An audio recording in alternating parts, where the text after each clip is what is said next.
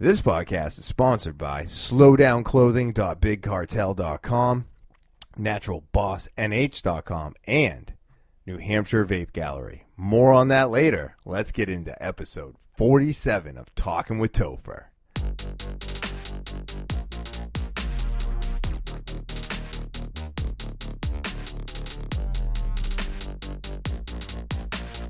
What is happening, TwT fans? I am so glad to be back. It is Monday afternoon. It's February 22nd, and we're getting ready for more snow. It has been quite the weekend for me, and I've got a lot to talk about this episode, along with a new segment. We'll see how it goes.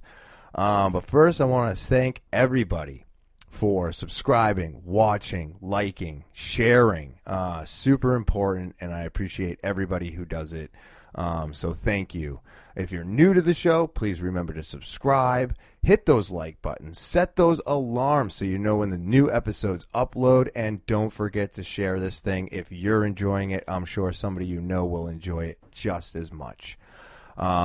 You can follow me on all social media. That's right. Instagram, Twitter, Snapchat, TikTok, and Facebook. Go there, follow.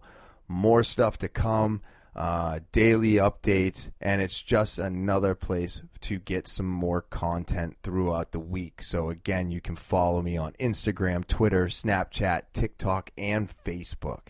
Go to any one of those social medias or all of them, hit the follow button, and there'll be some daily updates throughout the week.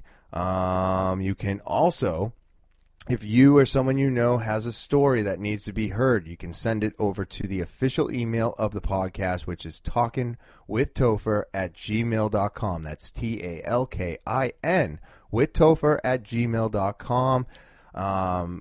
Whatever you want to talk about, send it there. Just put whatever you are talking about in the subject line, and we'll get the conversation started. And again, that is at TALKIN with Topher@gmail.com, talkinwithtopher@gmail.com. And now that all the housework is done, we can have some fun. So yeah, this weekend, there was a lot going on. A lot of shoveling again. And it seems to be a continuing thing. It is February. I mean, if we want to be realistic, winter doesn't end until the 21st of March. And then, unfortunately, we can still get snow all the way till Easter. So there's still more to come.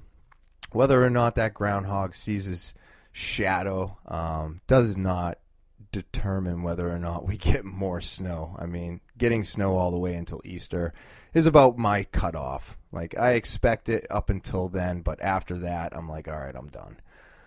We shouldn't get much more than that. But speaking of snow and the snowstorm and stuff like that, we didn't get hit. We got hit pretty good. I mean, I had to shovel before I left for work Friday morning. I think it was Friday, right? Yeah, Friday morning. And then I had to get to work, and I shoveled there, and then I shoveled again before I left, and then I came home and I got to shovel. So I didn't finish shoveling until like 10:30, 11 o'clock that night, and I was wiped out. But as I was driving home, the roads were shit, and you're not really going over 60 miles an hour. I'm still getting used to the car in the snow. I feel like my Outback did a lot better in the snow than my Legacy does. She likes to slide a little bit.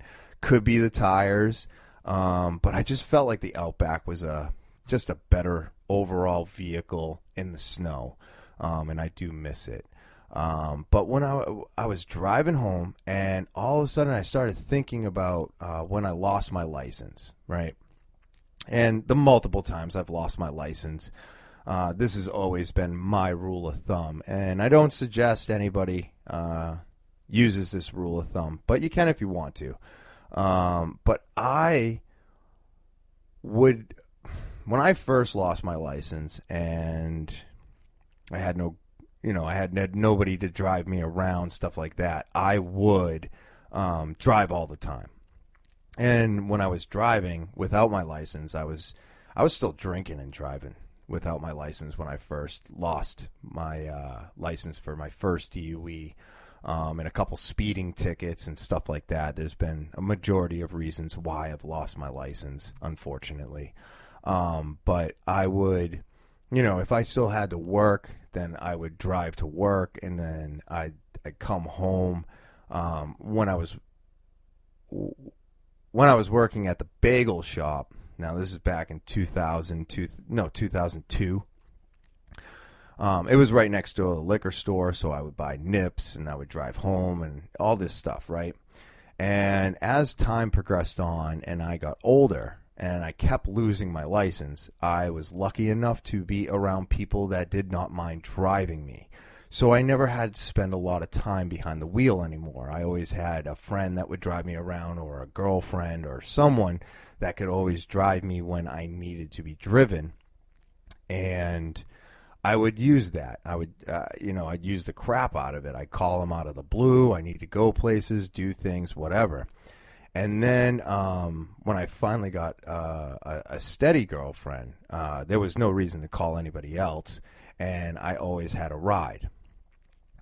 And so I would use this to my advantage. Because I always had a ride, I would wait until there was a snowstorm. And then I would drive, because my thought process was the cops were too busy pulling people off the side of the road or watching people driving in the snow to see if, they were going to get stuck, or, it's just something else is going on. The cops aren't just sitting there watching people speeding anymore. They're busy with calls and pulling people out of snowbanks, and there's accidents, and there's all kinds of stuff going on. New England's a little bit more prepared for the snow than, say, Texas or other places that don't get it that often. But we still have our accidents. We still have problems. And I took advantage of that when I had no license. I would drive during the snowstorm. So any snowstorm at any particular time, I would drive.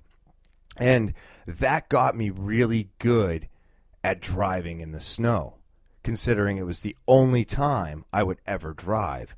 So I used it to my advantage. One, because I knew the cops would be too busy to bother me, and if you're going under the speed limit anyways and keeping it yourself safe, the cops are just going to ignore you. So we would used to go out during snowstorms all the time. Me, my friends, me, my girlfriends, we would always go out during snowstorms. One, it was the only time I was capable of driving, and two, it was the perfect time to get fucked up. I mean, you would literally go out in a snowstorm and smoke joints and, drink and do all this shit. And as long as you didn't wind up in a ditch or in an accident, it wasn't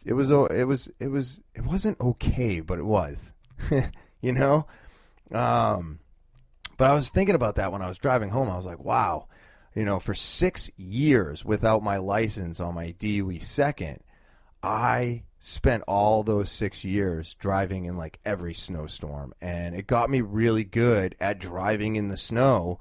And I don't consider myself like the greatest driver in the snow. I mean, I still slide, I still take a turn too fast or something, and slide on the ice, and I make mistakes. But it got me really good at driving in the snow. I mean, it was just something I was thinking about. I was like, man, I spent a lot of time,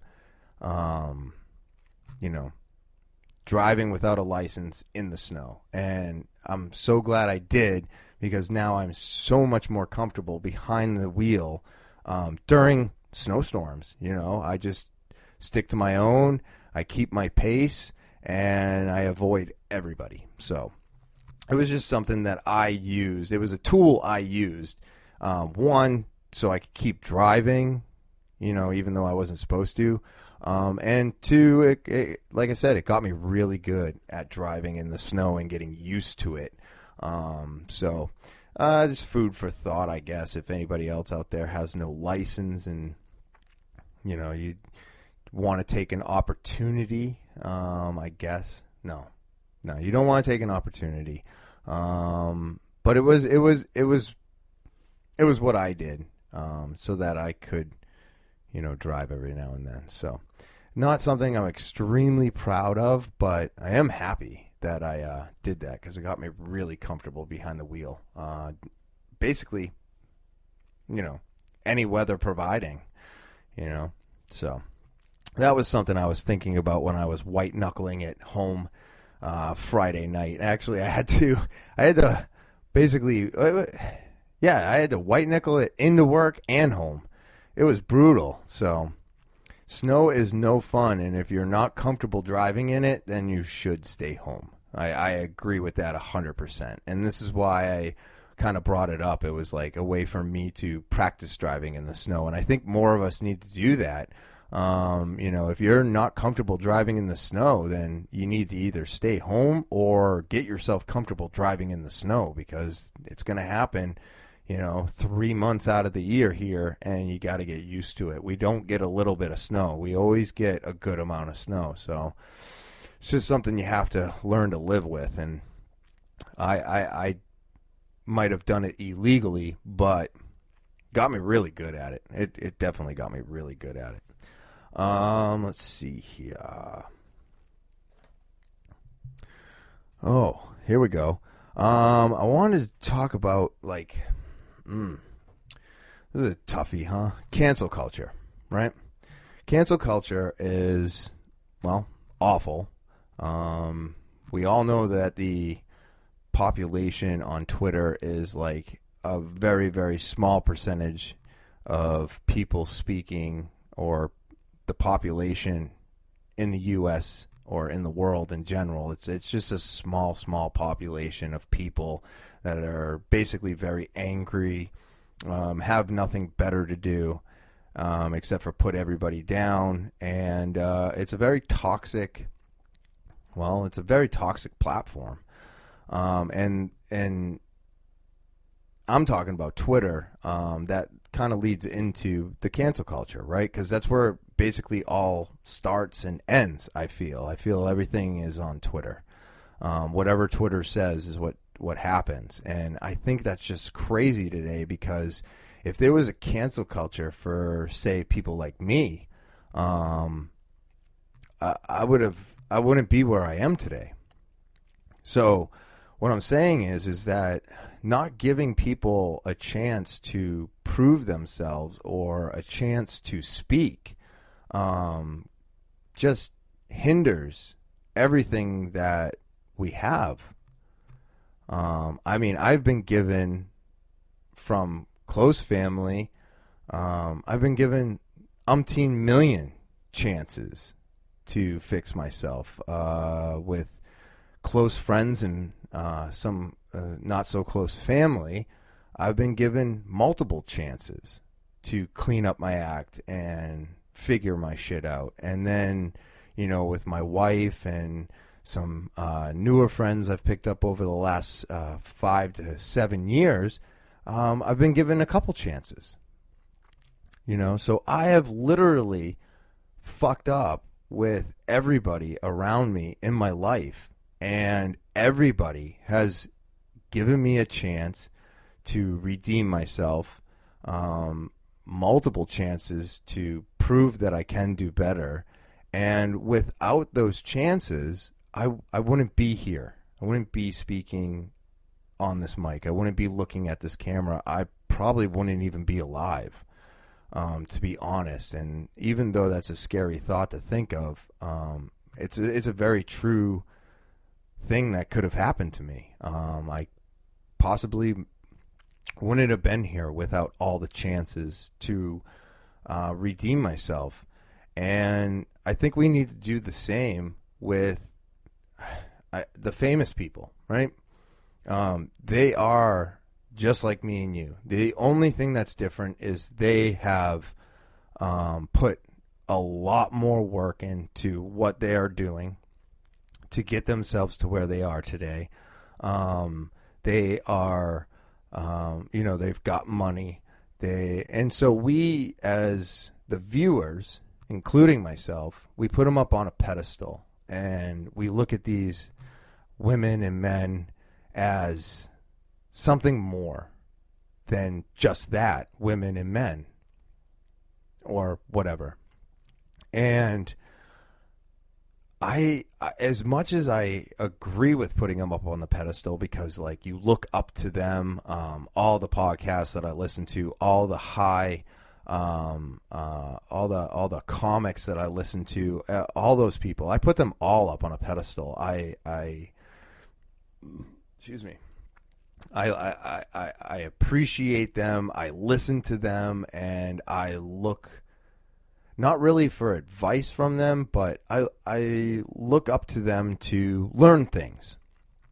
And when they make a mistake, everybody wants to shut them down, get them off of everything that they've done, and not give them a chance to redeem themselves, or at least give their side of the story. So a lot of them close up. They don't speak. They shut down their podcast. They do all kinds of shit, and they like disappear. And to me, that's got to be extremely hard and unhealthy to do, because what you're doing is by not allowing them to say what they need to say. Now they have to deal with all that internally. And yeah, sure, they got money, they got ways to do these things, but they're human. They're human just like me and you. So if I was to get canceled and I couldn't do anything that I was normally doing, I would just do what I had been doing for years, which is relying on all the people around me to I guess help me out, maybe listen to me. I don't know. Things are different now for me. So I don't really know. I don't really have any, I don't know. I don't really have a way to compare to the rich and famous, or just the famous, whatever the role models, that we look up to today. But they need to be given a second chance too. And the reason I'm bringing this up is because I'm really excited for a couple of people that are finally coming back, and they're putting their foot down and plowing through this mess. And one of them's Bryan Callen, and I've been, like so many of you, I'm sure, listening to The Fighter and the Kid. Amazing podcast. So if you haven't checked it out, please do. It's great. But when Bryan got canceled, he had to leave The Fighter and the Kid, right? So now The Fighter and the Kid has changed. He's slowly coming back. And what I noticed is when he's on, they're not doing any sponsors, because nobody will sponsor Bryan still. And that's fine. That's up to the sponsors. I'm just glad that they're allowing him to come back on the podcast. He's got a couple other new things that he's working on. And he has been saying since day one what his side of the story is. And how when he was attacked and all this stuff came up, how he went about it was he just opened up, told everybody about it, and just ran into it head first. He just got into it, and it was a little bit of time before he could solidify himself and come back. But he's coming back, and now Chris D'Elia is coming back. And I don't know if anybody else saw this on YouTube, but he released a little bit over 9-minute video of what was going on, his side of things, and what he's doing to correct this issue. And this is so important for all of us. We have to be able to redeem ourselves. We have to be able to come back from our mistakes. If we don't allow this, then what are we doing? Right? I'm here because I am trying to help people not make the same mistakes that I made. I made these mistakes. So I'm hoping that when I tell you about these mistakes that I've made, like driving without a license, that is a mistake. I shouldn't have been doing that. Did it make me better at driving in the snow? Did it allow me to do something I wasn't supposed to be doing? Yeah, it did all of that. But it was wrong of me to do that. It was not the right way to deal with the situation. And I just got lucky I didn't get caught, because there's other people out there that have been caught, and now they're without their license for even longer. So even though I use it as an example earlier as a way for me to learn how to drive in the snow, it's not a great way of doing things. All these people are put up on a pedestal where we make them out to be something that they're not. They're not these strong, powerful people they're just human. They're just human, and they need a second chance. They need all the chances, not even just a second chance. They're going to screw up again, just like one day I could screw up again. Just because I got my shit together right now doesn't mean that in 3-4 years down the road, shit doesn't fall apart. We don't know. We can't tell the future. We can only deal with what's in front of us right now. And that's what they're doing. They're dealing with everything right in front of them right now. And I am excited to give both of them another chance to redeem themselves, to tell us what happened, and to see Chris's video and to watch it if you haven't. It's really good because you can see that he needs to speak seriously, but you can also see the other side of him that wants to get into that jokey side of him, but he's not allowed. He keeps stopping it. You can see it in his demeanor when you're watching the video and how he wants to do the podcast like he used to, but he knows that he can't. And I thought this was just really cool. A couple of my friends were pretty excited. They sent me the link, and I had already watched it like 2 times, and I was just so excited that they were also excited, because we're all fans. We never unsubscribed to the channel. We kept going with it, and I've been saying since this all happened, I can't wait till he comes back so that we can finally give him a second chance because he deserves it. He made a mistake. They're both human. They made mistakes. Callen's was like 21 years ago, which is crazy to me that somebody that would happen to somebody. I don't know what I did 21 years ago, but I'm sure if I was to ever get super famous or have my podcast blow up, I'm sure I'd find out what I did 21 years ago. But I don't remember. I have no idea what I did 21 years ago. When I was 21, I barely remember what I was doing when I was 21. So 21 years ago would put me at 20 years of age. And it's just, that's crazy to me because I barely remember what was going on then. I know I got my first DUI. I know I can't remember my birthday when I turned 21. So I know I got a lot of empty space there. There's a lot of stuff I do not remember doing 21 years ago. But yeah, he's trying to come back, and I'm behind him 100%. I think it's great. Definitely going to listen to his new podcast. Going to listen to him every time he comes on to Fighter and the Kid. I think it's funny that every time Brian's on, there's no sponsors. So, screw them. You know what I mean? And then with Chris is just super exciting. I don't know about anybody else out there, but I was super pumped, super excited, never unsubscribed, always been waiting. He's been off YouTube for 8 months, so to see him come back, to see him open up and explain what's going on, and to see that somebody I thought was so strong and doing everything right also can fuck up, fail, fall, have a whole bunch of heartache, deal with a whole bunch of issues, and now is going to get back up on that horse and try to ride again. And I am just all about a second chance and a story where you fall and you get back up, because that's my story.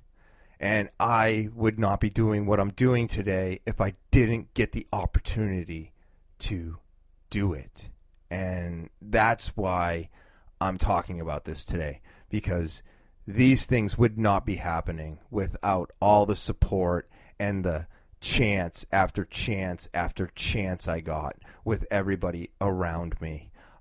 If you know me, then you understand where I'm coming from, because you've given me that chance. And it's so, I am so thankful for having all of the chances that I got, even the ones that I threw away. And I'm not saying that they're, going to come back and be the best or be authentic or any of that. I don't know. I don't know these people from a hole in the wall. The only thing I do know is that I love what they do. And I put them up on a pedestal, yes, but I didn't put them up on a pedestal so high that when they fall, I'm surprised. I'm never surprised when someone falls, because we're human, and this is what we're going to do. We're going to make mistakes. We're going to do something wrong, and we need the chance to come back from that. And that was why I wanted to talk about that today, because I got the chance to come back, and here I am. And now I'm a stronger, better person than I ever have been. But to think I would never fall again I think I would just be naive and lying to myself and all these other things. So I actually keep that in the back of my mind. It's like, all right, you could fall again. So I'm like, I hold on to that. I go, all right, I'm going to hold on to you because you keep me from falling.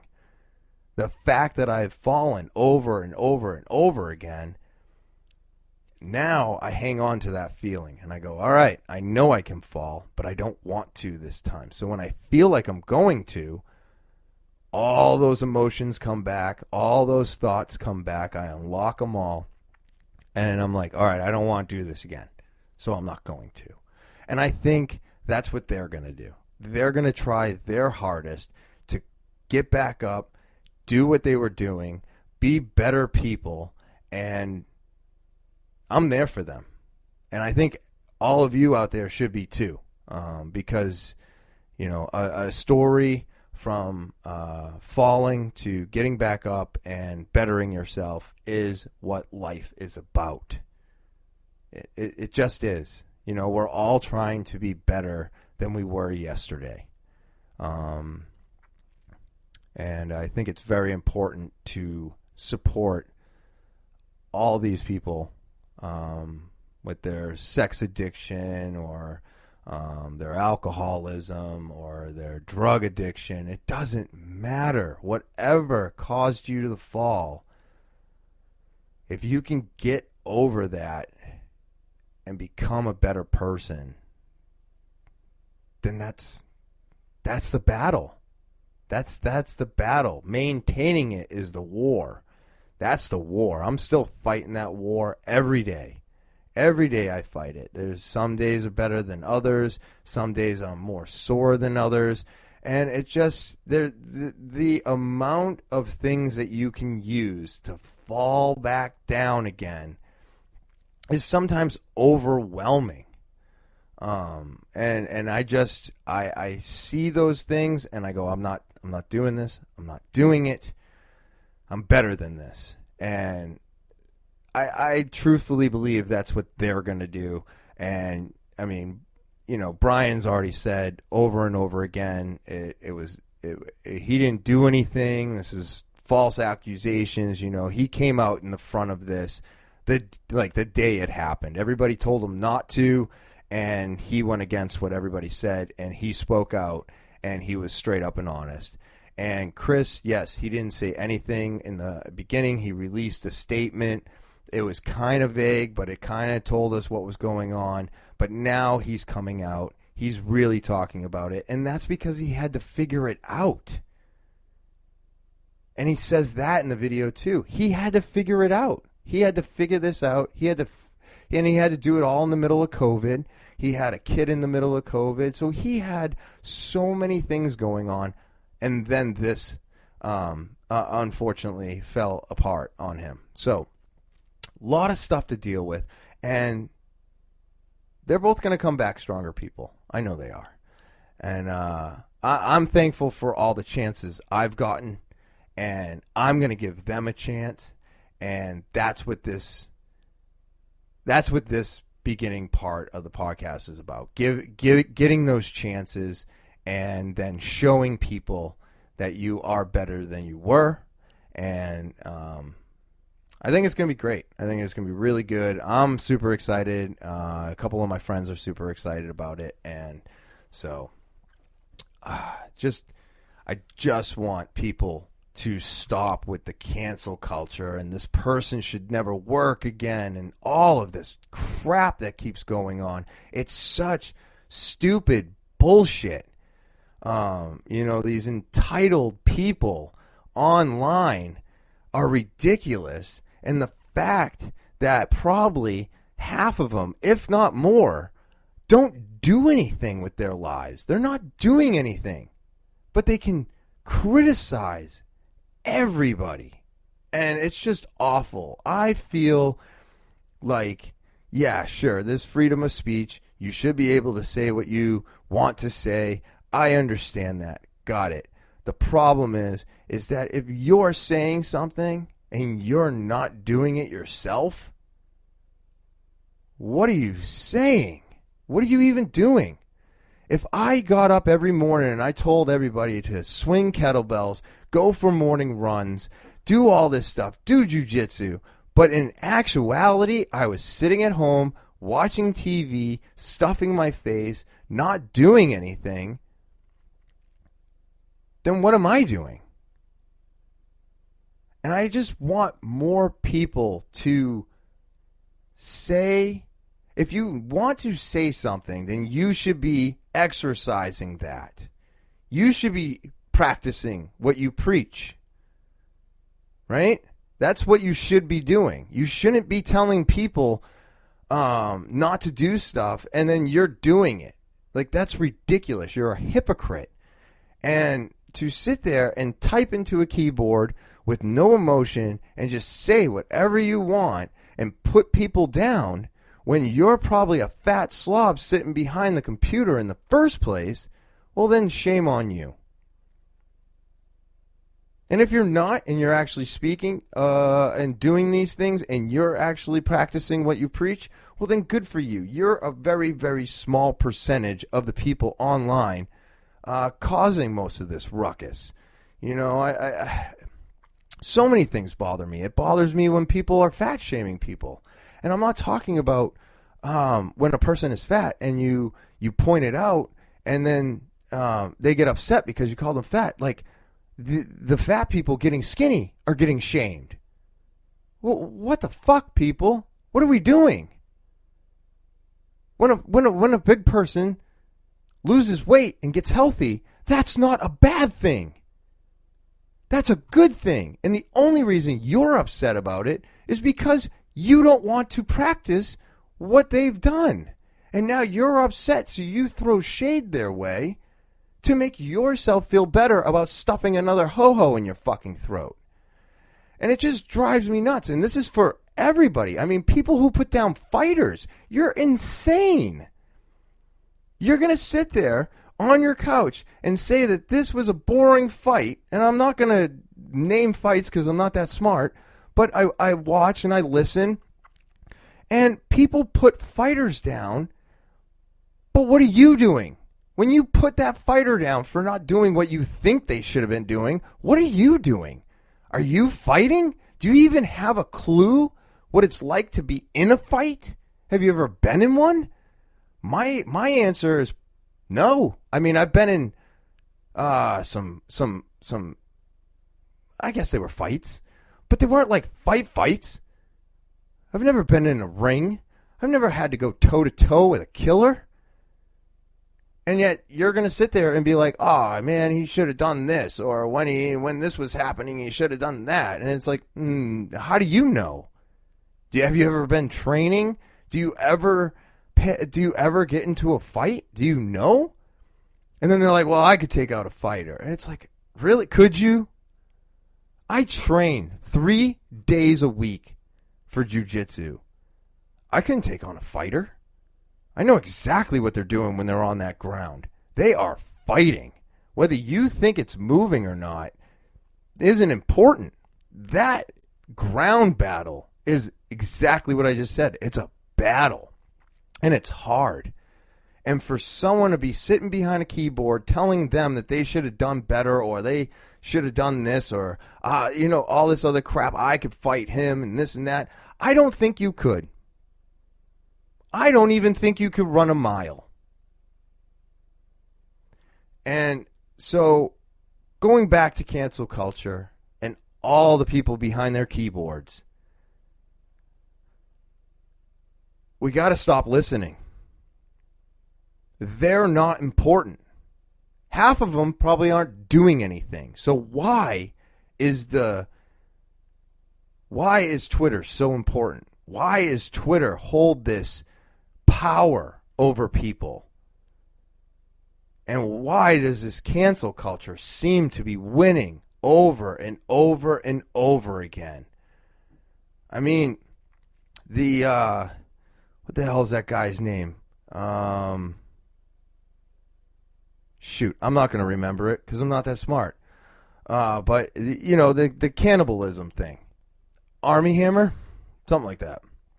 But this guy was talking to people, and when everything got said, all the submissions from the text messages were one-sided. This guy's canceled. He can't work again. He can't do anything. Because of what? A fantasy? You're not allowed to have fantasies anymore? It just doesn't make any sense to me. I just don't get it.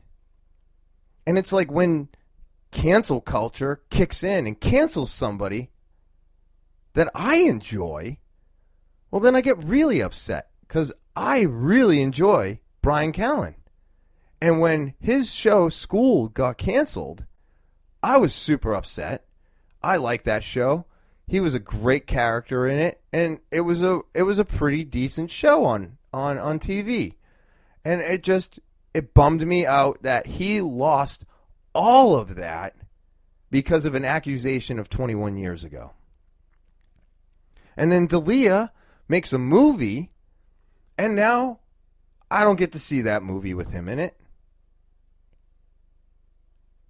Because the guy has a sex problem? Come on.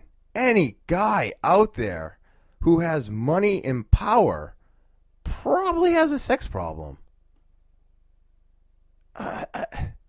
We're all just human. We all make mistakes.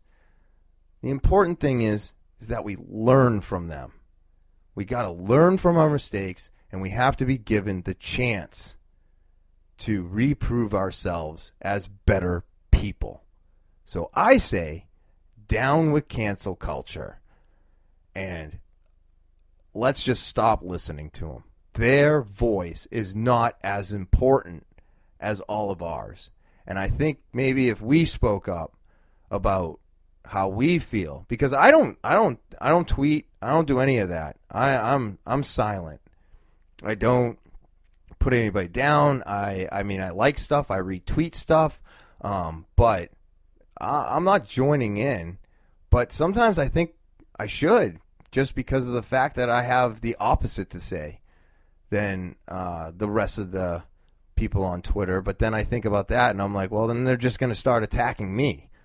And it's like I could look at that as a positive and negative. Because, I mean, if the people start attacking me, well, then maybe they'll subscribe. But that's all. I've gotten so many chances, And these guys, they might have screwed up big, but I think they both realize what they have done wrong. And, of course, Callen came out and said he didn't do anything wrong, and I believe him, and I believe Chris has a sex problem. And there's nothing wrong with that. It's okay.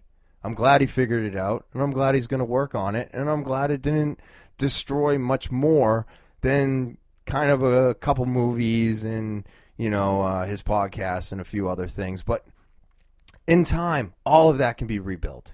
I didn't unsubscribe, so he didn't lose me. So I'll keep posting his stuff. I'll keep promoting anything I can. I'll keep sharing his awesome videos. I'll keep doing all that stuff. And we just need to stop. I don't really know anything about Army Hammer, but if you got a fetish, you got a fetish. I don't believe that he was really eating people. slowdownclothing.bigcartel.com. That's slowdownclothing.bigcartel.com. I love this website, and I think you're going to too. And that's because they have high quality products at a great price. All their stuff is printed with the highest quality ink, and the t-shirts that I own have been through the wash numerous amounts of times, and they still hold up today. It's amazing. Let's say you're sick of the masks. Well, they got neck gaiters. You can get one of those. They have 2 or 3 to choose from, and they're just awesome, and they're comfy, a little bit more comfy than the mask. So their brand new embroidered sweatpants and sweatshirts are awesome. I mean, the logo is embroidered on the sweatshirt. They have a midweight hoodie and a heavyweight hoodie, and these things are they look awesome. I love them. Women's leggings with high quality prints from the ankle to the hip. They look great. I mean, they're just bright and colorful, and they catch your eye, and awesome, just awesome. Looking for some gloves for snowboarding? Well, they got those too. And then, of course, they always have stuff for the kids. They've got trucker hats and winter hats, and you can get it all here at slowdownclothing.bigcartel.com. That's slowdownclothing.bigcartel.com. So go here, get yourself some high-quality prints, and help support the podcast. naturalbossnh.com. That's naturalbossnh.com.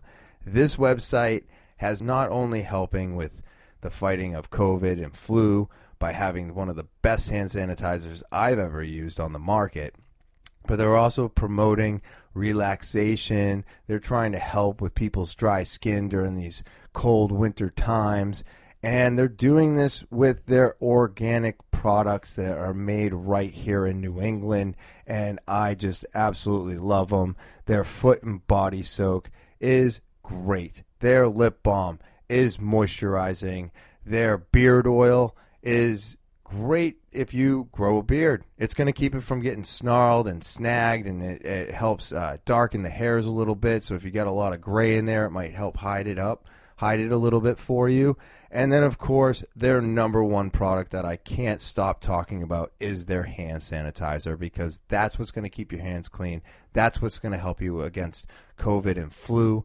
And I get behind these guys 1,000%. Amazing products, and you can only get them here at naturalbossnh.com. That's naturalbossnh.com.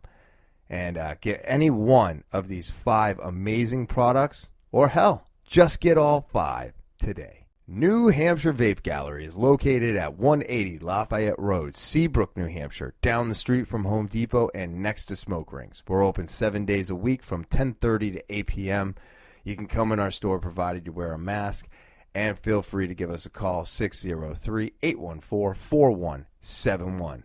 Unlike most vape shops out there that are attached to a convenience store or dropped into a smoke shop, and the people behind the counter know more about the other products than the products that they're bringing in, New Hampshire Vape Gallery won't steer you wrong. You're looking to get off of cigarettes but you don't know how? Come on in and talk to us. We're there to help, and we're knowledgeable. We know what we're talking about, and we'll be able to help you find the best way to get off of those cigarettes and get started on vaping or lozenges, or maybe you're looking for some CBD. Not a lot of people know, but we carry CBD. I've got disposable CBDs, cartridges, loose leaf, creams, all kinds of CBD to choose from at New Hampshire Vape Gallery. But we also have multi-mats. That's right. We've got dab mats, mouse pads.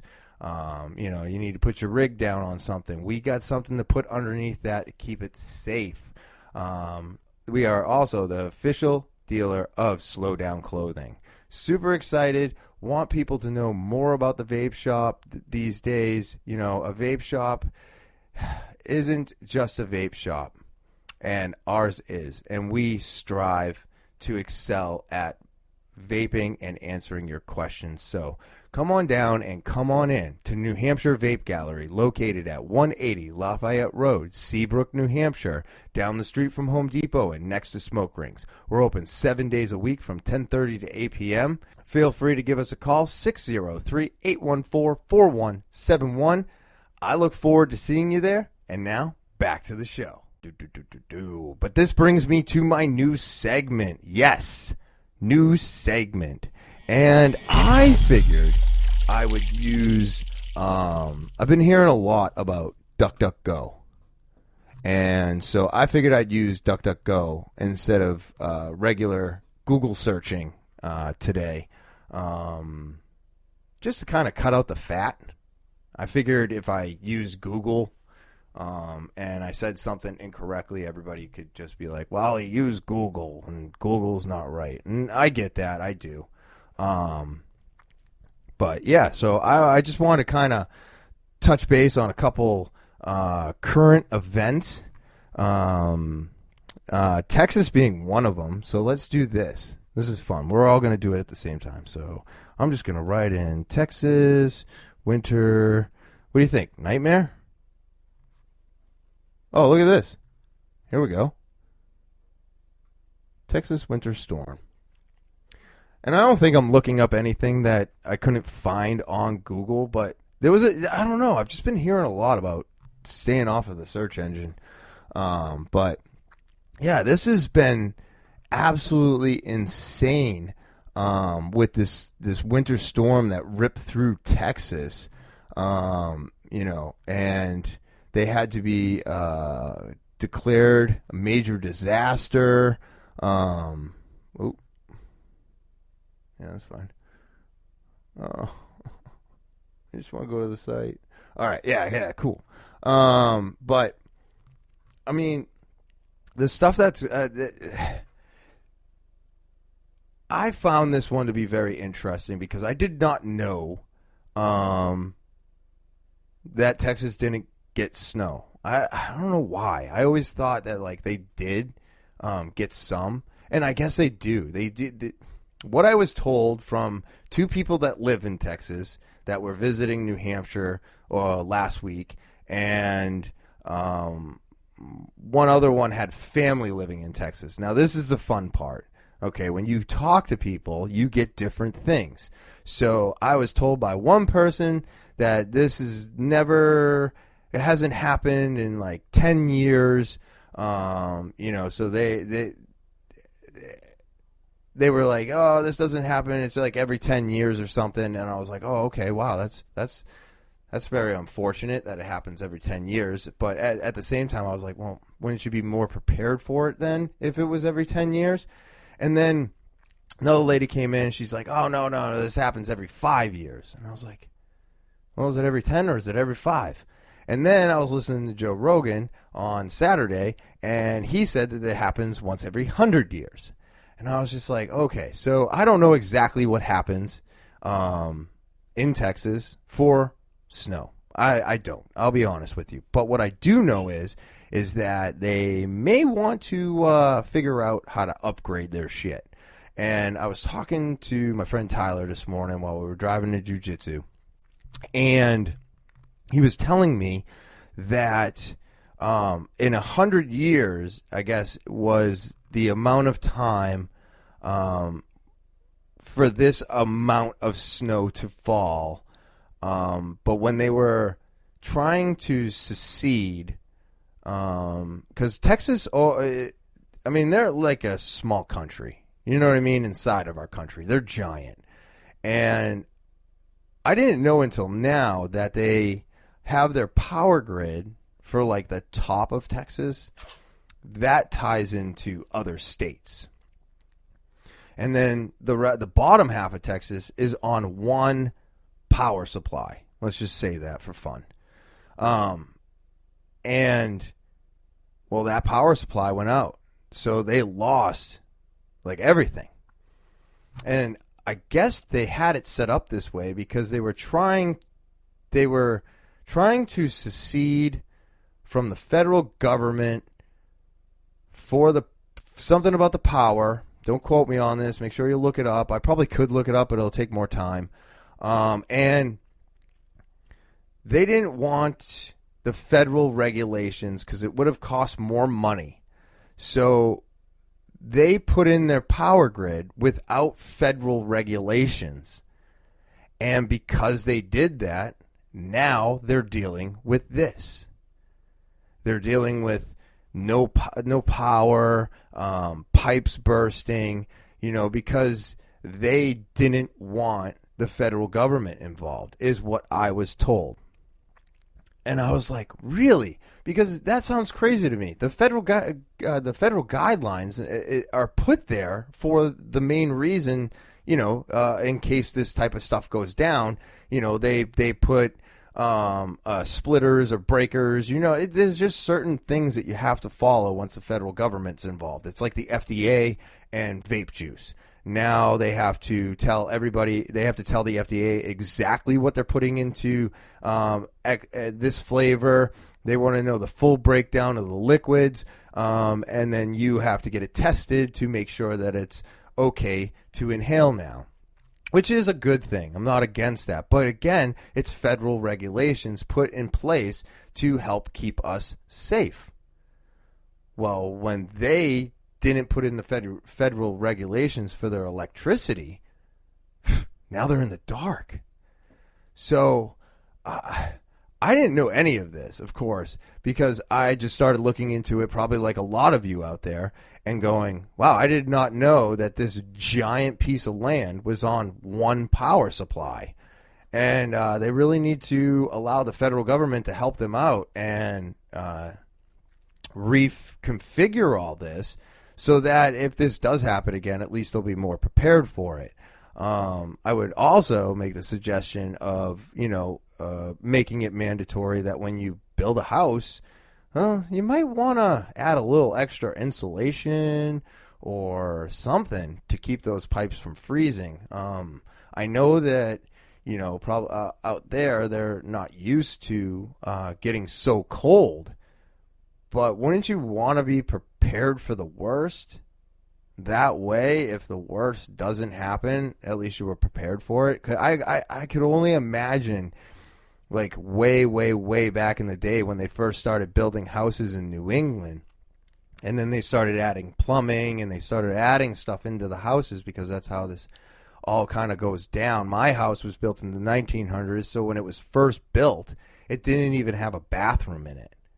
It had an outhouse location. And then when plumbing came inside, then they added plumbing. Then they added a bathroom. Then they added electricity. So this house literally came up with the times.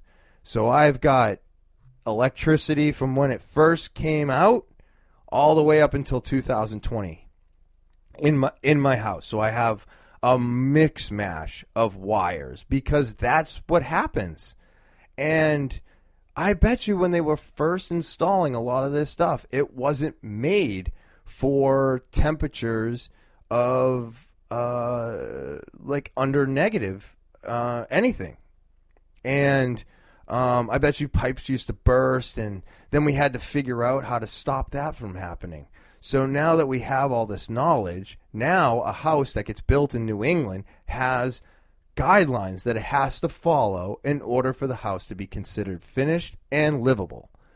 And one of those things is the thing has to be able to sustain negative temperatures.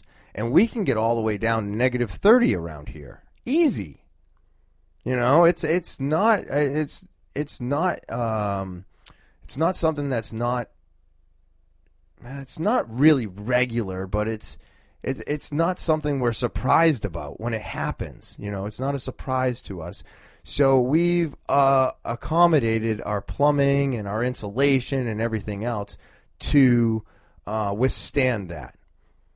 And I think they might want to recalculate what they're doing, especially those apartment complexes and stuff like that, where the pipes have now bursted, and they're going to have to do a lot of work. I'm hoping they don't just go in and fix it. Obviously, I hope they go in and fix it, but I hope that they actually update it as well. Just to be prepared in case this happens again. And I think that's where a lot of our problems lie, is that we don't prepare for the worst. Now, I, on the other hand, personally, always prepare for the worst. Like, I am probably one of the last people you ever want to ask, what I think is going to happen, because I will tell you the worst thing I can think of that could happen. And that's not what always happens, but that's where my brain goes because of my past. My past has showed me that the worst is always possible, because that's where I would always put myself. I put myself in the worst things would happen. So this was just a crazy thing to have seen happen. You got 22 people dead. Now they're asking for assistance. They still have no power. 295,000 outages. That is so crazy. Wow. 20% of them. Oh, man. They're still tracking all those power outages. Boiling water notices. So now they have to boil that water. But how do you boil water if you have an electric oven? I mean, you're screwed right now if you don't have power. So this was just really, really kind of crazy to look at these. Oh, look at this. She's boiling she's melting down snow because they don't have water. Wow. Oh, man, that's so sad. But yeah, so, I mean, they're working on it. It's a crazy time, and, I mean, weather is just completely unpredictable. Even when we are looking into the weather and we're looking at the daily forecast and stuff, that's only, like, so much accurate, and a saying around New England is, if you don't like the weather, wait 5 minutes, because it usually changes. So, I mean, as much as we try to prepare for all this stuff, and I'd have to say it's a lot better today than when my parents were my age or, even younger. I mean, they would always say that I wish I could be a weatherman and get paid to just guess. Because we still feel that way today, but there's a lot less guessing and a lot more science behind it, and they're a lot more accurate. But all of this stuff is happening, and I'm going to say it. So here we go. Climate change. Now, I'm not talking about the climate change that's caused by us, because I don't think that is that big of a deal. I mean, sure, it's a big deal. But do we really change the climate as much as it changes itself? Because to say climate change is not real, well, that's just crazy, because I go outside every day and it's always changing. So climate change is real. Whether or not we're changing it to the point where it's changing so much that we're ruining it, well, that's the part I have a hard time swallowing. I have a hard time with that. Like, I do believe that, exhaust and factories and methane gas and all these things, I believe all these things are changing the climate. I'm not saying that they're not. I just don't believe that they're changing it as much as the climate changes itself. And so with that being said, I think I think they just need we all need to be prepared for when the weather changes, for when storms come in. Getting houses updated and insulated and having proper piping and proper electricity. And, we're still dealing with it here in New England. There's many roads and streets that have old telephone poles with old dangling wires, and then those are the ones that always snap when the weather gets shitty. And then once they fall down and people lose power, then they fix the telephone poles, then they tighten the wires, then they clean it all up. And I'm sure that they're working on it more today than in the past to try and beat the storms. But they know what parts of the infrastructure are weak. Just like they know all the bridges that are getting ready to fall down, that they are now racing to replace and repair and all this other shit, because when all the science and all the articles came out about all of our bridges being hundreds of years old and never being maintained, and then bridges started falling apart, well, they had to act quickly. And now they're trying to fix them all. And they shouldn't have waited so long. Just like these people should not have had to deal with such a drastic thing that happened if, they just prepared for it. I think preparing is the most important part, and I think that they're going to try and do that now because, they're not exempt from this crazy weather, and I don't think any of us are. I feel like it can do this anywhere. It can change at any time. So as much as I don't believe in how we change the climate, I do believe in climate change, and it's changing all the time, and it's going to change on its own. Is it going to completely flip like a lot of people think and put New England in the sun and California in the snow? No, I don't think that's ever going to happen. But stuff like this happens. As you can see, a lot of people suffered from this, and I think they're still suffering today. So let's I just think preparing for the worst is definitely a better way of doing things than just being like, oh, it's going to be like this all the time. So this is all we need to prepare for. And now they realize that they probably should have done more.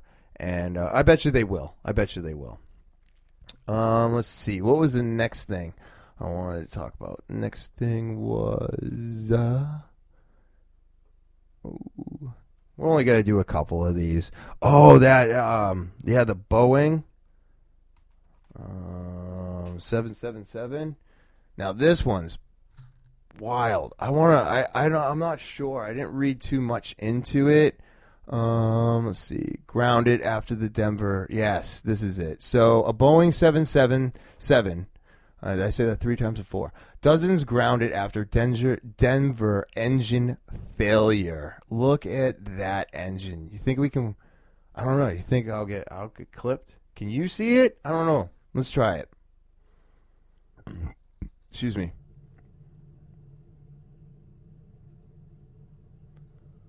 Look at that. Holy shit. Honolulu, but turned back and returned safely to it landed. Oh. Oh, she must have been a passenger. I don't know if we can watch it. Oh, look at that. That is crazy. What? I wonder if they show anything. Shh. I don't know if I'm supposed to let her. Oh, look at this. Here we go. Debris on the ground. I'm sure you guys saw this on the news. It's crazy.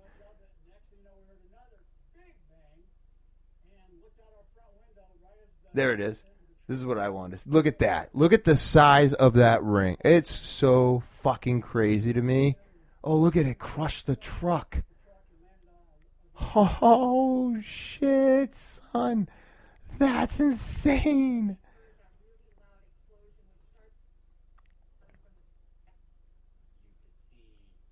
Oh, wow. Oh, my God. It went through someone's house. Holy shit.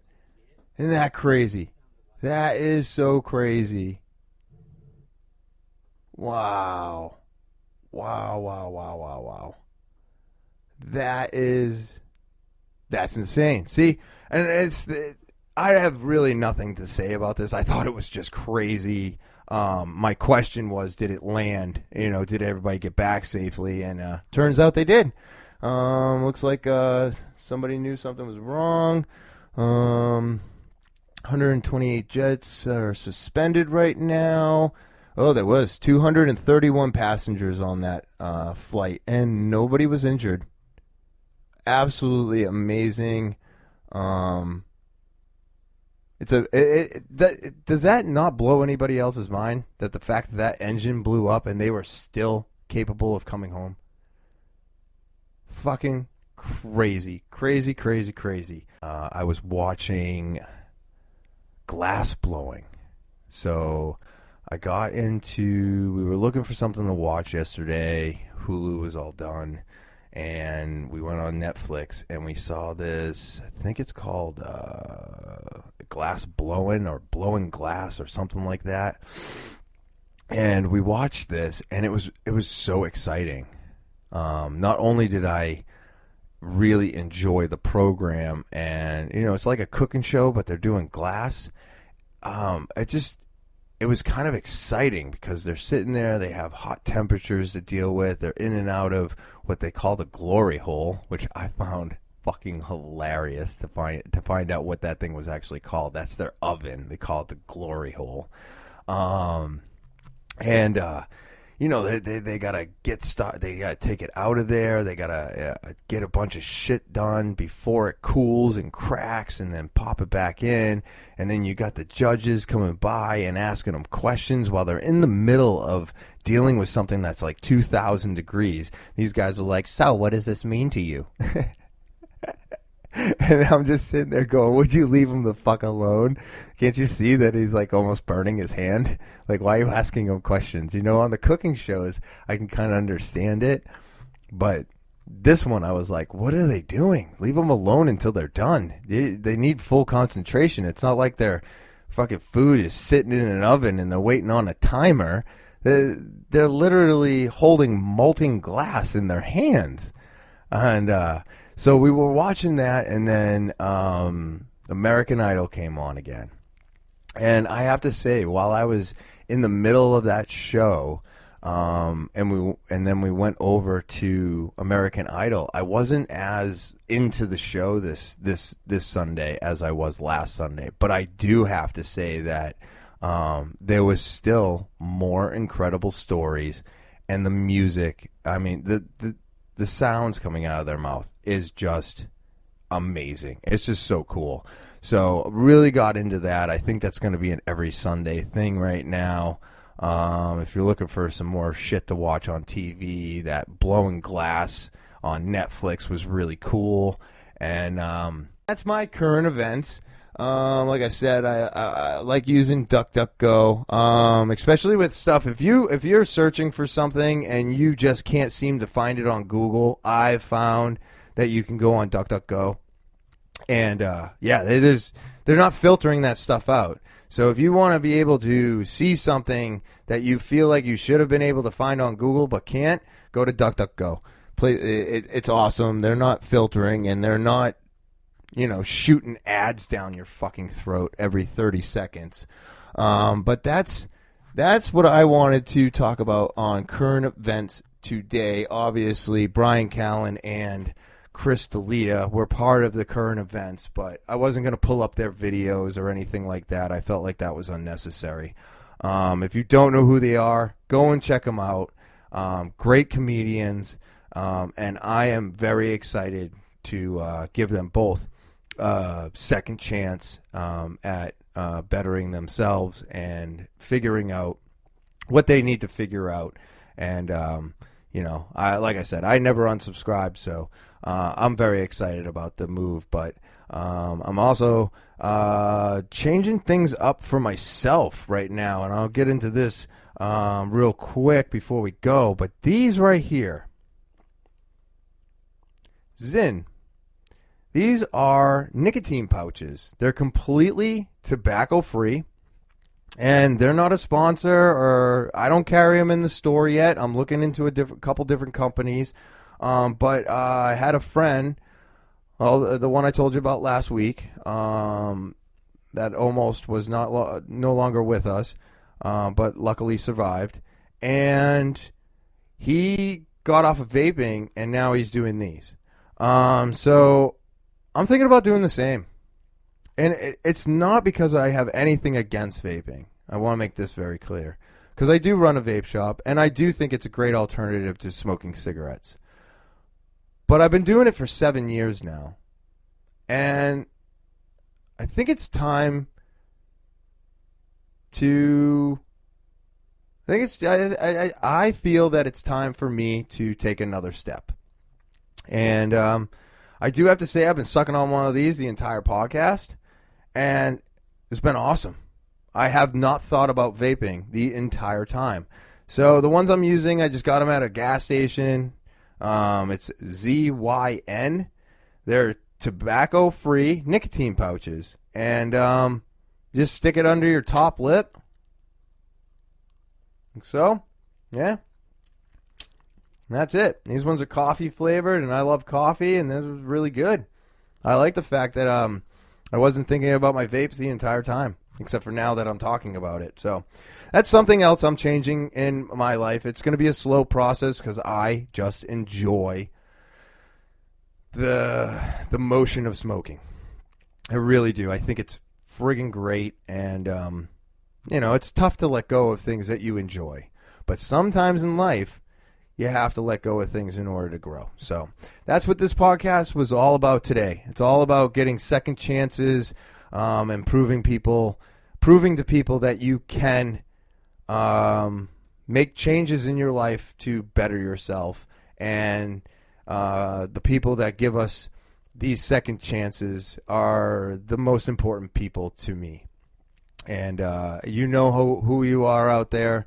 You've given me many chances, and I don't think I can say thank you enough. I wouldn't be here without all of you. So that's it. That's the podcast. It's been a great day. It's time to get into the afternoon. And remember to subscribe. Click those like buttons if you're enjoying the videos. Set the alarm so that you know as soon as the new episodes upload.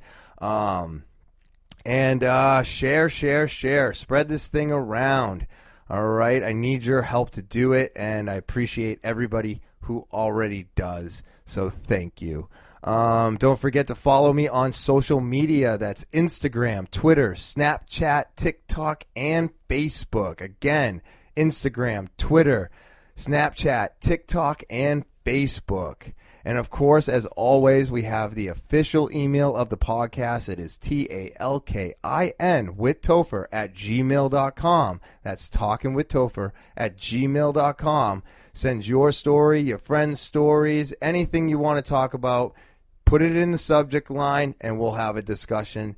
I'm so excited to do this another week. I appreciate all of you out there. Be safe, and I'll talk to you later.